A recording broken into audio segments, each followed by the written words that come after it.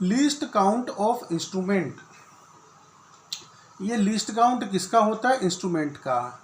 अगर हम किसी भी इंस्ट्रूमेंट के द्वारा कोई फिजिकल क्वांटिटी को मेज़र करते हैं तो वो फिजिकल क्वांटिटी का कम से कम कितना डिफरेंस या उस फिजिकल क्वांटिटी का कम से कम कितना चेंज वो इंस्ट्रूमेंट मेज़र कर सकता है, उस कम से कम चेंज को, उस कम से कम मिनिमम फिजिकल क्वांटिटी के डिफरेंस को हम लोग इस इंस्ट्रूमेंट का लीस्ट काउंट कहेंगे।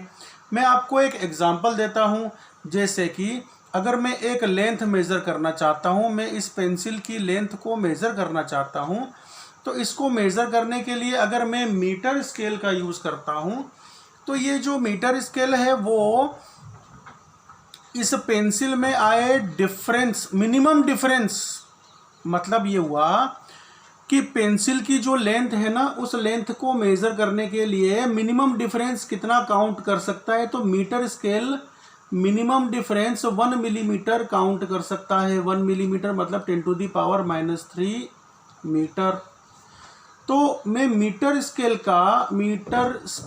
के लिए मैं कहूँगा कि मीटर स्केल का लीस्ट काउंट है 10⁻³ मीटर, क्योंकि मीटर स्केल जो इंस्ट्रूमेंट है, ये इंस्ट्रूमेंट लेंथ का मिनिमम डिफरेंस 1 mm काउंट कर सकता है या 1 mm फील कर सकता है, एक्सपीरियंस कर सकता है या करवा सकता है। तो फिर से देखो बच्चों, जो लीस्ट काउंट होता है वो क्या होता है? मिनिमम डिफरेंस या minimum change of any physical quantity measured by that instrument. तो मिनिमम, अब इस इंस्ट्रूमेंट की बात करूं तो मिनिमम ये कितना डिफरेंस ऑफ लेंथ, लेंथ एक फिजिकल क्वांटिटी है ना, कितना डिफरेंस ऑफ लेंथ मेजर कर सकता है? 1 mm। तो मीटर स्केल के लिए लीस्ट काउंट है 1 mm। अच्छा जी, इसी तरह से वर्नियर के लिए, वर्नियर स्केल का जो लीस्ट काउंट होता है तो वो 1 मिलीमीटर डिवाइडेड बाय उस वर्नियर स्केल में कितने हमने डॉट बना रखे हैं। तो सपोज 10 बना रखे हैं तो ये हो जाएगा 10⁻⁻⁴ मीटर। ऐसे ही स्क्रू गेज के लिए, स्क्रू गेज का जो लीस्ट काउंट है वो 1 millimetre divided by suppose 1 millimetre pitch आगे बढ़ने के लिए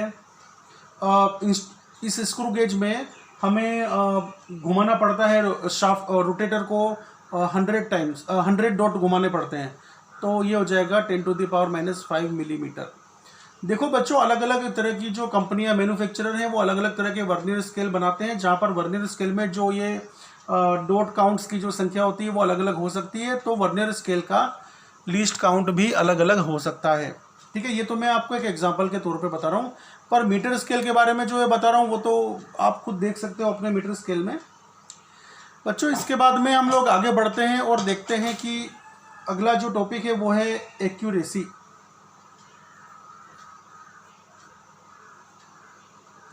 एक्यूरेसी का क्या मतलब है? एक्यूरेसी का मतलब होता है क्लोजनेस। बच्चों, किसके किसके बीच की क्लोजनेस? तो हम कहेंगे कि जो मेजर्ड वैल्यू है और एक्यूरेट वैल्यू है, तो मेजर्ड और एक्यूरेट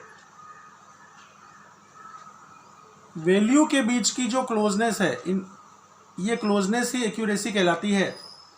अगर मान लो कि पेंसिल का सही एक्यूरेट 10 सेंटीमीटर लेंथ है और मैंने मेज़र किया लेंथ 10.01 सेंटीमीटर, ठीक है, तो इसका मतलब ये हुआ कि जो मेरा मेजर्ड वैल्यू है वो एक्यूरेट वैल्यू के बहुत पास में है। Closeness of measured value is more in this case. किसके साथ क्लोजनेस? एक्यूरेट वैल्यू के साथ क्लोजनेस। इसीलिए इस मेजरमेंट में एक्यूरेसी अच्छी है। ठीक है, अच्छा, तो इसके बाद में एक्यूरेसी समझने के बाद हम आगे बढ़ते हैं और समझते हैं प्रिसीजन। फिर मैं तुमको दोनों एक साथ समझाने वाला हूं, एक एग्जांपल लेकर के, वहां पर बात अच्छी तरह समझ में आ जाएगी। तो प्रिसीजन, बच्चों प्रिसीजन का मतलब है क्लोजनेस। अरे दोनों का मतलब क्लोजनेस हो गया क्या? हाँ हाँ बच्चों, प्रिसीजन का मतलब भी होता है क्लोजनेस। तो ये क्लोजनेस किसके किसके बीच का, ये प्रश्न उठता है ना भैया, क्लोजनेस के बारे में बताया किसके किसके बीच का क्लोजनेस। तो जो प्रिसीजन है उसका मीनिंग है क्लोजनेस, और ये क्लोजनेस है जो मेजर्ड वैल्यू है उनके आपस का क्लोजनेस। तो जो अलग अलग मेजर्ड वैल्यू है, मेजर्ड वैल्यू 1 और मेजर्ड वैल्यू 2 है ना, मेजर्ड वैल्यू 3, इनके बीच का जो क्लोजनेस है, सभी मेजर्ड वैल्यू के बीच का जो क्लोजनेस है वो कहलाता है प्रिसीजन। इसका मतलब प्रिसीजन ज्यादा है तो मेजर्ड वैल्यू एक दूसरे के आसपास होगी। फॉर एग्जांपल ये तो रहा पेंसिल का true value, accurate value 10 centimetre length. अब हमने अगर मेजर किया सपोज 10.71 सेंटीमीटर, अगला मैंने वापस एक्सपेरिमेंट किया, वापस मेजरमेंट लिया और आया 10.72 सेंटीमीटर। फिर से मैंने रीडिंग ली और इस बार रीडिंग आई 10.73 सेंटीमीटर। तो बच्चों भले ही जो लेंथ L1, मैं इसको ये अलग अलग रीडिंग लिखे देता हूं, मैं अलग अलग मेजर्ड वैल्यू लिख देता हूं। तो भले ही मेजर्ड वैल्यू L1, L2 और L3 ये ट्रू वैल्यू से दूर हैं, हम देख सकते हैं कि there is no closeness between this true accurate value and measured value, that is why accuracy is less. वो ठीक है, वो तो एक्यूरेसी की बात हो गई, पर हम प्रिसीजन के बारे में बताएं तो जो ये मेजर्ड वैल्यू है इनके आपस की क्लोजनेस ज्यादा है, ये आपस में क्लोज है एक दूसरे से, इसीलिए ये सभी जो मेजर्ड वैल्यू हैं हम कहेंगे कि यहां पर प्रिसीजन है। तो प्रिसीजन का मतलब है कि रिपीटेड मेजरमेंट में कंसिस्टेंसी का होना। ठीक है, अब इसके आगे हम लोग पढ़ते हैं एरर।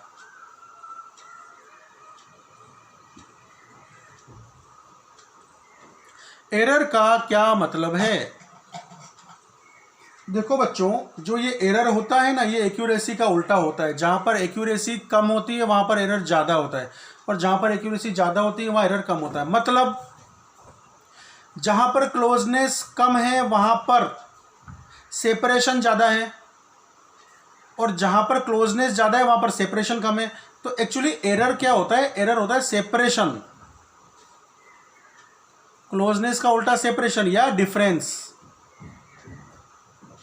किसके किसके बीच का डिफरेंस? ट्रू वैल्यू और मेजर्ड वैल्यू के बीच का डिफरेंस। तो यहां पर एरर की तो डेफिनेशन सीधी ये बनती है, एरर क्या होता है? Error is true value minus measured value. तो ये होता है बच्चों एरर। ठीक है, तो हमने अभी क्या देखा? लीस्ट काउंट ऑफ इंस्ट्रूमेंट क्या है, फिर एक्यूरेसी क्या होती है, एक्यूरेसी का पलट उल्टा एरर होता है, और हमने प्रिसीजन देखा। अब ये एक्यूरेसी और प्रिसीजन, इन दोनों को हम लोग और ठीक से समझते हैं एक एग्जांपल के द्वारा। बच्चों एक एक्सपेरिमेंट करते हैं, और एक्सपेरिमेंट ये है कि आपको मैं एक बोर्ड दिए देता हूं, और इस बोर्ड में आपको निशाना लगाना है। आपके पास में वो जो बो होता है ना, बो एंड एरो, ये है ना, धनुष बाण है आपके पास में, आपको यहाँ से तीर चलाना है।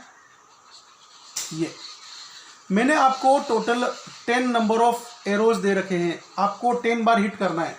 तो बच्चों जब आप हिट करने बैठे तो आपका हिट कुछ इस तरीके से हुआ, यहां पर हिट नहीं हुआ, ये तो मैं कैमरे को सेट कर रहा हूं। तो बच्चों आपका जो हिट होता है वो कुछ इस तरीके से होता है, ये हिट किया, ये हिट किया, ये हिट किया, यहाँ यहाँ यहाँ, आपने 10 हिट कर दिए यहां पर।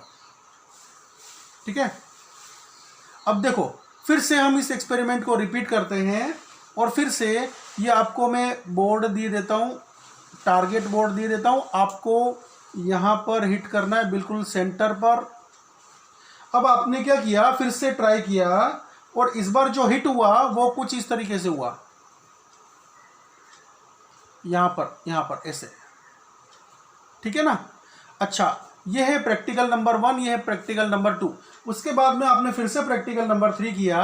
मैंने आपको फिर से टारगेट दिया, टारगेट बोर्ड दिया, और इस टारगेट बोर्ड में आपको हिट करना है, ये प्रैक्टिकल नंबर 3।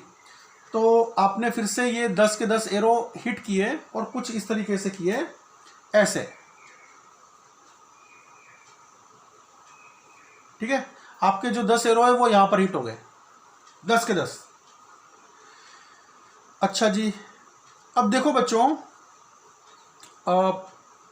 यहां पर अब मैं आपको बताना चाहता हूं एक्यूरेसी और प्रिसीजन के बारे में एक दूसरे से तुलना करके। देखो, ये जो प्रैक्टिकल नंबर 1 था, इस प्रैक्टिकल नंबर 1 में आप ये मानो कि जो ये रेड कलर से मैंने टारगेट दे रखा है ना, ये है एक्यूरेट वैल्यू।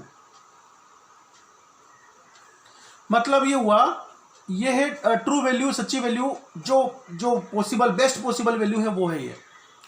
आपको हिट करना था बिल्कुल एक्यूरेट टारगेट पर, सही टारगेट पर।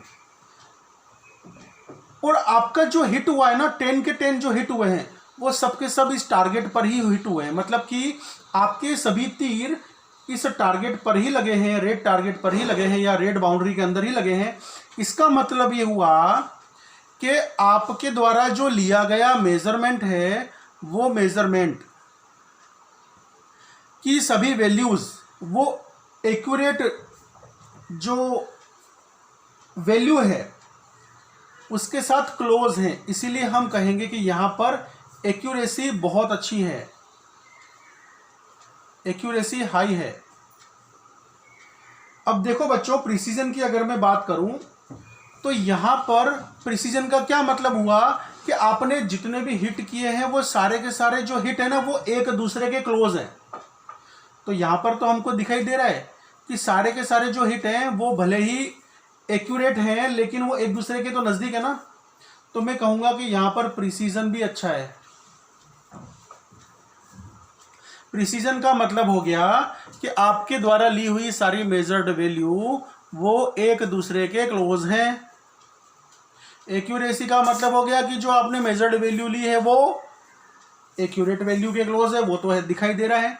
अब प्रैक्टिकल नंबर 2 पे आ जाओ। प्रैक्टिकल नंबर 2 में आपने जो भी मेजरमेंट लिए, मतलब आपने जो भी हिट किए, वो एक्यूरेट वैल्यू से दूर है। तो हम कहेंगे कि यहां पर एक्यूरेसी नहीं है या एक्यूरेसी लेस है। अब प्रिसीजन के बारे में बात करते हैं। आपने जितने भी हिट किए हैं वो एक दूसरे के भी क्लोज नहीं है, इसका मतलब प्रिसीजन भी नहीं है। तो प्रिसीजन भी नहीं है या लेस है। अब यहां पर आते हैं। देखो बच्चों, आपने जितनी भी मेजर्ड वैल्यू ली है वो ट्रू वैल्यू के, मतलब एक्यूरेट वैल्यू के क्लोज नहीं है, दूर हैं। तो यहां पर एक्यूरेसी नहीं है, एक्यूरेसी नहीं है।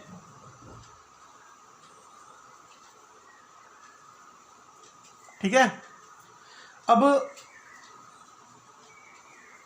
बात करते हैं प्रिसीजन की।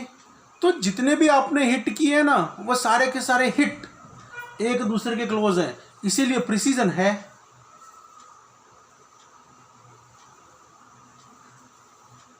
प्रिसीजन अच्छा है यहां पे, इसीलिए मैंने ये कुछ इस तरीके से हाई बता दिया। यहां पर प्रिसीजन हाई है। ठीक है। तो ये एक्सपेरिमेंट से बच्चों आपको समझ में आया होगा कि एक्यूरेसी प्रिसीजन का सही मतलब तात्पर्य क्या है। अब बच्चों हम लोग देखते हैं types of errors.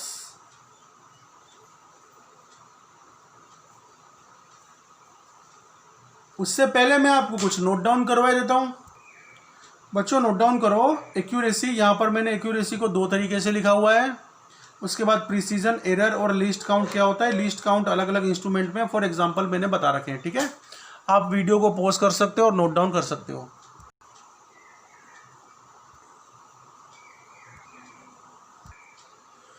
Types of errors. देखो बच्चों, पहले टाइप की जो एरर है उसे कहते हैं हम लोग रैंडम एरर। तो यहाँ पर हम स्टार्ट करते हैं type of error. First type है ए वाला, मतलब हमने इसको ए नाम दे दिया, आप 1 2 3 लिख देना। तो टाइप ऑफ एरर फर्स्ट है रैंडम एरर। या chance error.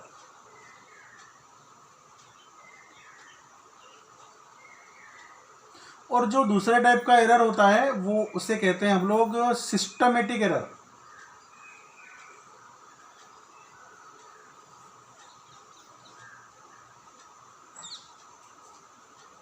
Systematic error note down करते जाना बच्चों। पेपर पेन और ईयरफोन लेकर के बैठा करो। पेपर नहीं, पेपर का कॉम्बिनेशन, नोट्स लेकर के, नोटबुक लेके बैठा करो बालकों।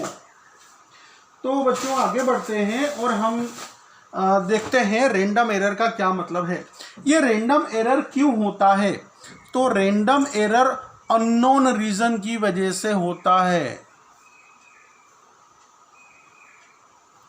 सर रैंडम एरर का कारण बताइए। अरे रीजन ही अननोन है इसीलिए तो ये रैंडम एरर है। अच्छा, अब एक खास बात यह है रैंडम एरर की कि प्रिसीजन अगर गुड है, प्रिसीजन अच्छा है, तो इसका मतलब ये हुआ कि रैंडम एरर कम है।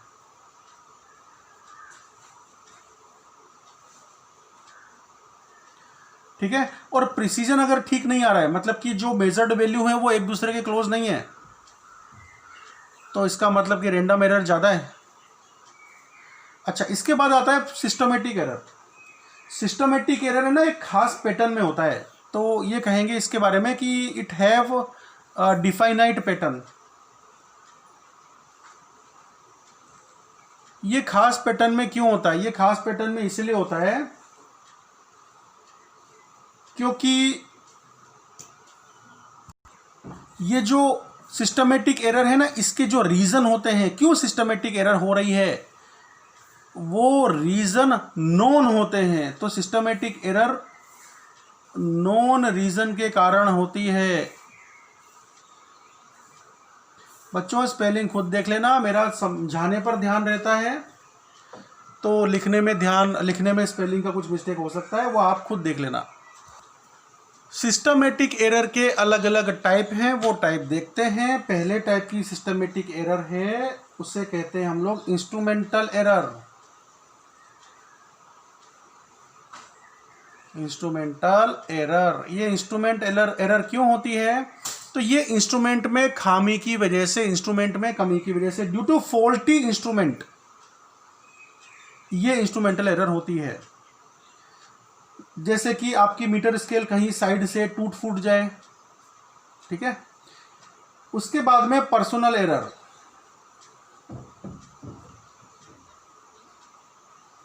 अब ये पर्सनल एरर व्यक्ति विशेष की कमी के कारण हो सकती है। पर्सन एज एन इंडिविजुअल में कोई गड़बड़ है, उसके सोचने समझने, एक्सेप्ट करने, देखने, एक्सपीरियंस करने में कोई कमी हो रही है, या व्यक्ति का, पर्सन का जो ज्ञानेंद्रिय है उसमें कुछ गड़बड़ है, तो ऐसे केस में हम इस एरर को कहते हैं पर्सनल एरर। और जब भी वो एक्सपेरिमेंट रिपीट करेगा, मेजर्ड वैल्यू लेगा, हर बार वो वैसी एरर को दोहराता जाएगा। इसीलिए तो सिस्टमेटिक एरर मतलब कि पर्सनल एरर वो खास पैटर्न में होती है, उसी पैटर्न में मिलती जाएगी। बच्चों तीसरा टाइप है एरर का, उसे कहते हैं हम लोग नेचुरल एरर। नेचुरल एरर से मतलब है कि आपका जो सराउंडिंग है, आपके सराउंडिंग में कोई चेंज आता है, प्रेशर, वो टेम्परेचर या कोई और चेंज आता है, तो उस चेंज के कारण आपकी जो मेजर्ड वैल्यू है वो डिफरेंट आ सकती हैं। जैसे कि अभी आपने एक कॉपर की रोड की लेंथ मेजर करी, वो 20 सेंटीमीटर निकली, और आप गर्मी के मौसम में दोपहर के 2 बजे इसको मेजर करते हो इसी सेम लेंथ को, तो हो सकता है वो 20.05 सेंटीमीटर निकले, कुछ और वैल्यू निकले। ठीक है, वो क्यों हुआ? क्योंकि भैया एम्बियंट का टेम्परेचर अब डिफरेंट हो गया है, तो सराउंडिंग में चेंज आने से जो एरर क्रिएट होती है उसे नेचुरल एरर कहा जाता है। इसके बाद में अगली जो एरर है उसे कहते हैं हम लोग लैक ऑफ परफेक्ट टेक्निक, मतलब कि गलत टेक्निक, इम्परफेक्ट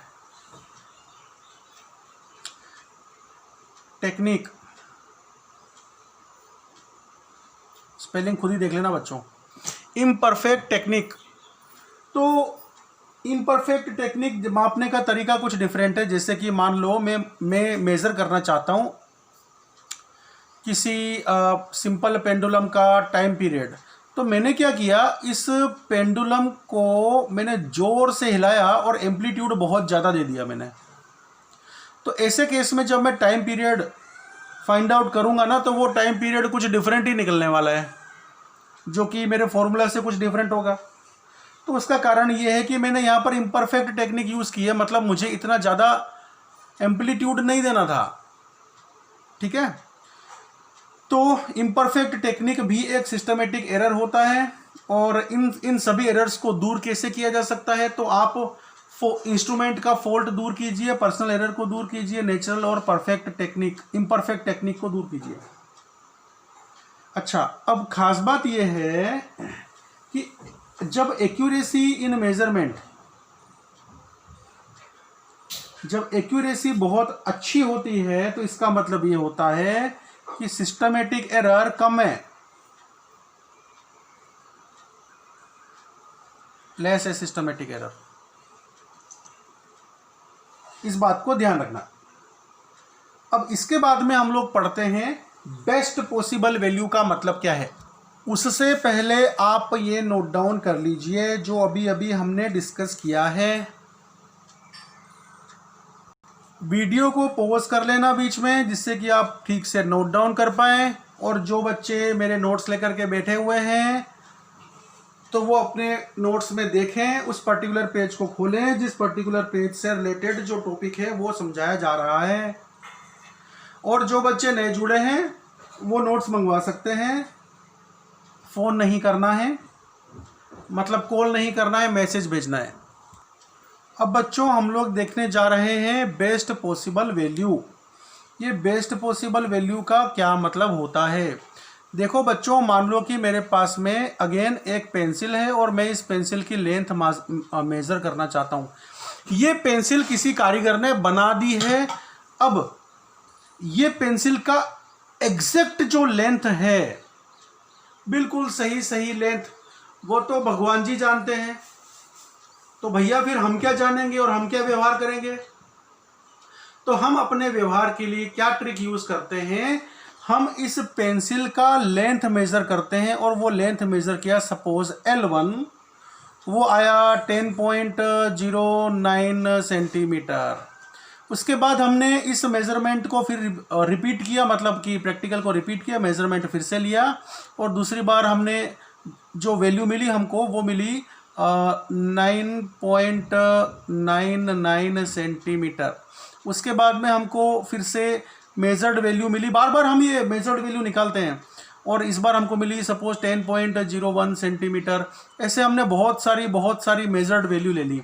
अब हमको क्या करना है, इन सभी मेजर्ड वैल्यू का मीन या एवरेज निकाल लेना है, ठीक है। तो ये जो एवरेज लेंथ होगी ना, ये एवरेज लेंथ ही बेस्ट पॉसिबल वैल्यू होगी इस पेंसिल की, और इसी को ही हम लोग ट्रू वैल्यू बोल देते हैं। तो कहने का तात्पर्य यह है कि अगर हमने x1, x2, x3 ऐसे हमने बहुत सारे n नंबर ऑफ मेजर्ड या ऑब्जर्व्ड वैल्यू ले ली, तो जो हमारी बेस्ट पॉसिबल वैल्यू या ट्रू वैल्यू होगी, वो इन सभी मेजर्ड या ऑब्जर्व्ड वैल्यूज का मीन या एवरेज होगा। इसको हम कुछ इस तरीके से लिखते हैं, x1 plus x2 plus plus plus plus xn divided by n, ठीक है ना। तो बेस्ट पॉसिबल वैल्यू यही ट्रू वैल्यू है, यही मीन वैल्यू है, यही एवरेज वैल्यू है। तो बालकों नोट डाउन कर लो, बेस्ट पॉसिबल वैल्यू या मीन या एवरेज वैल्यू यही ट्रू वैल्यू कहलाती है। ये ट्रू वैल्यू मैंने लिखा हुआ है, ठीक है। तो आप इसे नोट डाउन कर लो।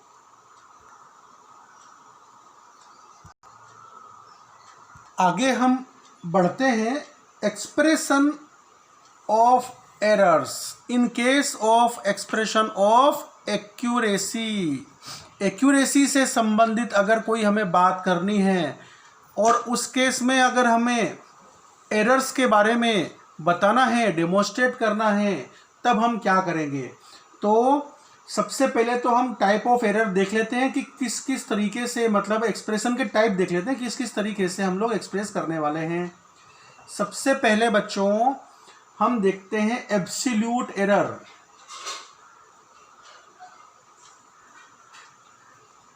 ये एब्सोल्यूट एरर का मतलब होता है कि एब्सोल्यूट एरर का जो सिंबल है वो डेल्टा एक्स मैंने दे दिया है, और मैं ये कहता हूं कि अगर आपका एक्सपेरिमेंट मेजर्ड वैल्यू 1 है सपोज, तो हमको क्या करना है, जो आपकी ट्रू वैल्यू आपने फाइंड आउट करी है ना, मतलब जो मीन वैल्यू आपने फाइंड आउट करी है, मतलब जो बेस्ट पॉसिबल वैल्यू, एक्स बार क्या है, बेस्ट पॉसिबल वैल्यू ही तो है, अभी अभी हमने देखा क्या होता है। तो जो ये बेस्ट पॉसिबल वैल्यू है माइनस आपका जो नंबर ऑफ मेजरमेंट, मतलब आपका फर्स्ट मेजरमेंट है, फर्स्ट मेजर्ड वैल्यू है, आप उसको लिख दीजिए। तो ये बन जाएगा हमारा एब्सोल्यूट एरर। मतलब कि एब्सोल्यूट एरर का डेफिनेशन हो गया कि this is the difference between true value and measured value. ठीक है, सपोज ये है, यहां पर मैं लिख देता हूं आई, यहां पर लिख देता हूं आई। इसका मतलब ये होता है कि अगर आप फर्स्ट मेजरमेंट के लिए, अगर आप फर्स्ट एक्सपेरिमेंट की बात करते हो, फर्स्ट मेजर्ड वैल्यू की बात करते हो, तो उस केस में जो एब्सोल्यूट एरर बनेगी वो absolute error number 1 is equal to true value minus first measured value. ये सेकेंड एक्सपेरिमेंट की बात करें या सेकेंड मेजर्ड वैल्यू की बात करें, तो सेकेंड एब्सोल्यूट एरर जो मिलेगी या absolute error in second measurement मिलेगी, वो होगी true value minus second measured value. इस तरीके से आप आगे बढ़ सकते हैं। ठीक है, nth के लिए भी आप निकाल सकते हैं। nth एक्सपेरिमेंट के लिए delta x n is equal to true value minus nth measured value. तो ये तो बच्चों रही एब्सोल्यूट एरर। ठीक है, ये एब्सोल्यूट एरर पॉजिटिव भी हो सकती है और नेगेटिव भी हो सकती है। मतलब हो सकता है कि पेंसिल की जो ट्रू लेंथ है, पेंसिल की जो सच्ची लेंथ है, वो मान लो कि 10 सेंटीमीटर है। ये 10 सेंटीमीटर लेंथ की पेंसिल है, जो ट्रू वैल्यू है 10 सेंटीमीटर। यहाँ पर मैं 10 सेंटीमीटर लिखे देता हूँ। तो हो सकता है कि आपका जो फर्स्ट मेजर्ड वैल्यू है वो 10 सेंटीमीटर से कम आ जाए, और वो आ जाए, देखो आपका जो एब्सोल्यूट एरर है डेल्टा एक्स फर्स्ट मेजरमेंट के लिए वो हो जाएगा true value 10 minus 9.99 is equal to, ये आ गया 0.01। ठीक है, तो ये तो पॉजिटिव में आया, लेकिन हो सकता है कि आपका जो सेकेंड मेजर्ड वैल्यू है वो कुछ और हो, जैसे कि सेकेंड एक्सपेरिमेंट में जो एब्सोल्यूट एरर है वो 10 माइनस, इस बार हो सकता है आपका मेजर्ड वैल्यू 10.05 आ गया हो, तो यहाँ पर आंसर आया 0.05 माइनस 0.05, ये आंसर आ गया। मतलब कि यहाँ पर माइनस में आंसर आ गया। तो बच्चों हो सकता है कि एब्सोल्यूट एरर जो है वो पॉजिटिव में भी हो और नेगेटिव में भी हो। इसके बाद आगे बढ़ते हैं और मीन एब्सोल्यूट एरर की बात करते हैं। Mean absolute error. बालकों, मीन एब्सोल्यूट एरर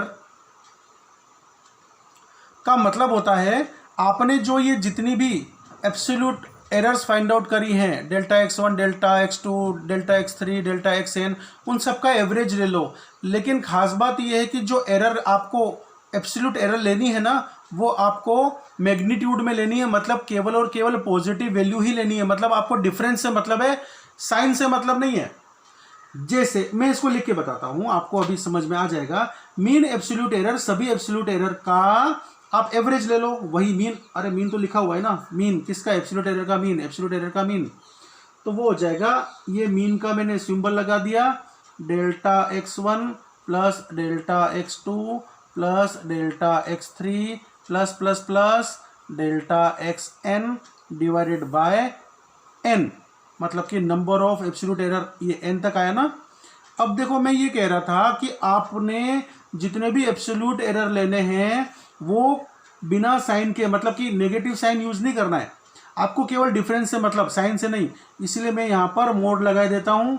मतलब कि आपको केवल मात्रा से मतलब है कि एरर की मात्रा कितनी, सभी एब्सोल्यूट एरर की मात्रा का, मैग्नीट्यूड का एवरेज लिए लेना है, वो मीन एब्सोल्यूट एरर बनने वाला है। ठीक है, अब देखो बच्चों, बात आती है अगेन एक्सप्रेशन की। तो एक्सप्रेशन कैसे करना, इसका एक्सप्रेशन कैसे करना, ये इन केस ऑफ एक्यूरेसी आप बताना चाहते हो तो एरर को कैसे एक्सप्रेस करोगे, तो इसका तरीका देख लो। देखो बच्चों, अगर मैं कोई लेंथ मेजर करना चाहता हूं, ठीक है, तो मैं लिखता हूं, सपोज मास मेजर करना चाहता हूं, कुछ भी फिजिकल क्वांटिटी को लिखना है या पेंसिल की लेंथ को लिखना है, तो मैं लिखूंगा कि पेंसिल की length is equal to true value और plus minus mean absolute error, इस तरीके से लिख सकता हूं मैं। ठीक है, तो इससे मुझे क्या पता चलता है, इससे मुझे पता चलेगा कि जो पेंसिल का लेंथ है ना, वो कम से कम इतना है, यहां से लेकर के ज्यादा से ज्यादा पेंसिल का लेंथ इतना हो सकता है। ठीक है, तो ये लोअर लिमिट और अपर लिमिट मुझे पेंसिल के लेंथ की यहां पर पता चल रही है। ठीक है, और पेंसिल की लेंथ लोअर लिमिट हो सकती है, अपर लिमिट हो सकती है, या लोअर या अपर लिमिट के बीच में भी कहीं हो सकती है। ठीक है, तो बच्चों ये रहा मीन एब्सोल्यूट एरर। इसके बाद में मैं आपसे चर्चा करता हूं रिलेटिव एरर के बारे में। तो रिलेटिव एरर क्या आपको किसी रिश्तेदारी के बारे में बता रही है? हाँ, रिश्तेदारी तो है, ढूंढ लेते हैं भैया वो रिश्तेदारी क्या है। रिलेटिव एरर, रिलेटिव एरर, देखो बच्चों, रिलेटिव एरर, इसका सिंबल मैंने दे दिया कुछ ऐसे, और इसको मैं लिख देता हूं mean absolute error divided bye absolute error. तो यहां पर रिलेटिव, रिश्तेदारी दिखाई देती है क्या? हाँ, दिखाई देती है। किसके किसके बीच में रिश्तेदारी दिखाई देती है, रिलेशन किसके किसके बीच में है? तो यहां पर मीन एब्सोल्यूट एरर का रिलेशन ट्रू वैल्यू के साथ में है। ठीक है, तो रिलेटिव एरर इसीलिए नाम लिखा गया है। रिलेटिव एरर का डेफिनेशन हो जाएगा, this is the ratio of true value to, sorry, relative error का डेफिनेशन हो जाएगा, this is the relation between me, अरे ये तो रिलेशन है ही, सॉरी, ध्यान से सुनो फिर से। देखो बच्चों, मेरे को वीडियो कट करने का टाइम नहीं होता, ठीक है, तो इसीलिए अभी मैं आपको फिर से रिपीट किए देता हूं। रिलेटिव एरर का डेफिनेशन है, relative error is the ratio of mean absolute error to the true value. ठीक है, इसके आगे बढ़ते हैं, इसके आगे हम बात करते हैं परसेंटेज एरर की। Fourth, percentage error. ये जो रिलेटिव एरर है ना बच्चों, इसी को आप परसेंटेज में लिख दो। कैसे? Delta x into delta lambda, जो नाम देना दे दो, 100%, मतलब कि delta x bar upon x bar, mean absolute error bye true value multiplied by 100%। बस यही बन गया हमारा परसेंटेज एरर। अब देखो बच्चों, आगे बढ़ते हैं और फिर से एक्सप्रेशन देखते हैं कैसे हम in case of accuracy error को प्रेजेंट कर सकते हैं। तो यहां पर मैं आपको लिख के बताता हूं।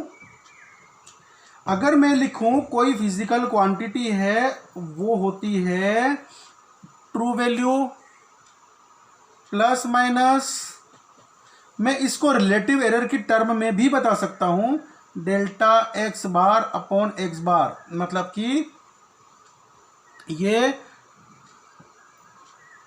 Mean absolute error to the true value है ना, ऐसे लिख के भी मैं बता सकता हूं, ऐसा एक्सप्रेशन भी दे सकता हूं। साथ ही साथ मैं परसेंटेज एरर की टर्म में बताना चाहूं तो ऐसे बता सकता हूं,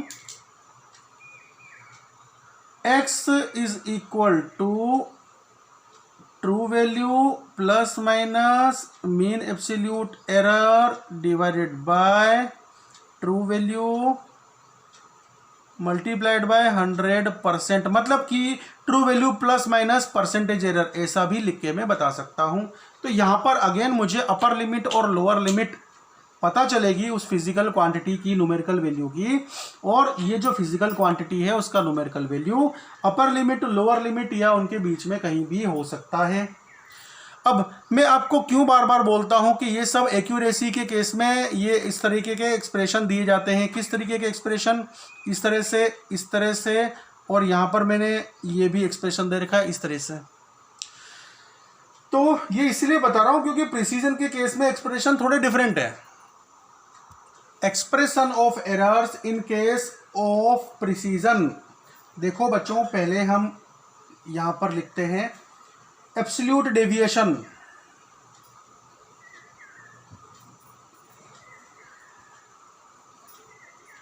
बालकों, एब्सोल्यूट डेविएशन का क्या मतलब है? ये एब्सोल्यूट डेविएशन वास्तव में ये एब्सोल्यूट एरर जैसा ही है, लेकिन हमको वहां पर जो एब्सोल्यूट एरर थी वो प्लस या माइनस में हमको मिल सकती थी, पॉजिटिव या नेगेटिव हो सकती थी। यहाँ पर है ना, हम लोग ट्रू वैल्यू और जो पर्टिकुलर जो मेजर्ड वैल्यू है उन दोनों के बीच का डिफरेंस जो लेते हैं, उस डिफरेंस का हमको यहाँ पर मात्रा लेनी है, मैग्नीट्यूड लेना है, इस तरीके से। दूसरा, अच्छा ये बात तो तय होगी ना कि एब्सोल्यूट डेविएशन हमेशा पॉजिटिव ही रहने वाला है। दूसरा, रिलेटिव डेविएशन।